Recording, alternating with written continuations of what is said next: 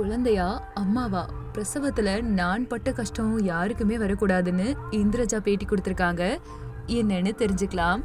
நடிகர் ரோபோ சங்கருடைய மகள் இந்திரஜாவுக்கு பிப்ரவரி மாதம் ஆண் குழந்தை பிறந்திருக்கு. அந்த குழந்தைக்கு கமல்ஹாசன் என்ன சொல்லியிருக்காரு அப்படின்னு பாத்தீங்கன்னா, நட்சத்திரன்னு பெயர் வச்சிருக்காரு.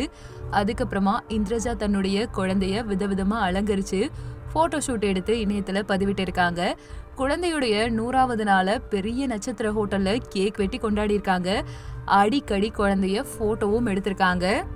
திரைப்பட விமர்சகர் ப்ளூ சட்டை மாறன் தன்னுடைய எக்ஸ் தல பக்கத்துல ரோபோ சங்கரின் இம்சை தாங்க முடியல, கல்யாணம், வழகாப்பு, ஷாப்பிங்னு 24 மணி நேரமும் இவங்களுடைய ஒவ்வொரு அசைவையும் வீடியோவா எடுத்து வெளியிட்டு இருக்காரு.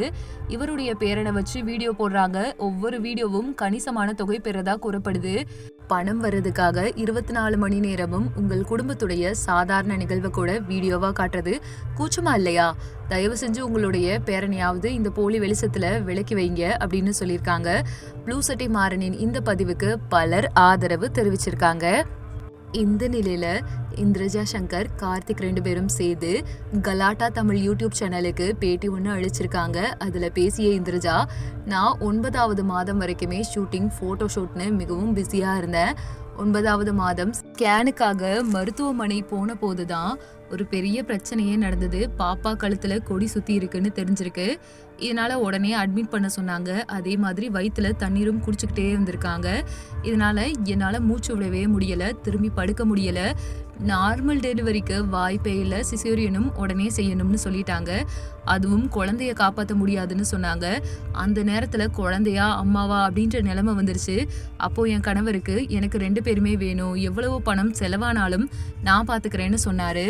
இதுக்கப்புறமா பேசின கார்த்திக், குழந்தைக்கு என்ன ஆகுன்ற பயத்துல நான் அழுதுட்டே இருந்தேன். அப்போ டாக்டர் மகன் பிறந்திருக்கான்னு சொன்னதுமே எனக்கு அப்பதான் உயிரே வந்துச்சு, கதறி எழுதுட்டேன்.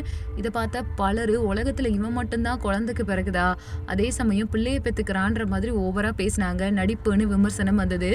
ஒரு சிலர் புரிஞ்சுக்கிட்டு வாழ்த்துக்கள் சொன்னாங்க. சிலர் மோசமான கருத்துக்களை பகிர்ந்து வராங்க. இதுக்கப்புறமா பொறாமையின் வெளிப்பாடாக தான் நான் இது எல்லாத்தையுமே பார்க்குறேன். இணையத்துல பேட் கமெண்ட் போடுறவங்க, எங்க மீது அதிக அன்பை வச்சுட்டு இருக்கவங்க 2 பேருமே மாத்தி மாத்தி அடிச்சுக்கிறாங்க. ஒண்ணு நம்ம வாழ்க்கையில இருக்கக்கூடிய தருணங்கள்ல கஷ்டமான தருணங்கள், சந்தோஷமான தருணங்கள், இது நம்மளுடைய விருப்பப்பட்டது. மாத்தி மாத்தி அவங்களுடைய எண்ணங்கள் இப்படி இருக்கணும்னு நினைக்கிறத அவங்க வச்சுக்கணும், அதை நம்ம கிட்ட திணிக்க கூடாதுன்ற மாதிரி பேசியிருப்பாங்க. ஸோ இதை பத்தி நீங்க என்ன நினைக்கிறீங்கன்ற உங்களுடைய கருத்துக்களை கமெண்ட் பண்ணுங்க. நம்ம சேனலை லைக் பண்ணுங்க, ஷேர் பண்ணுங்க, சப்ஸ்கிரைப் பண்ணுங்க, பெல் ஐகானை கிளிக் பண்ணி வச்சுக்கோங்க. அப்பதான் நம்ம சேனல்ல போடக்கூடிய வீடியோஸுடைய அப்டேட் உங்களை வந்தடையும்.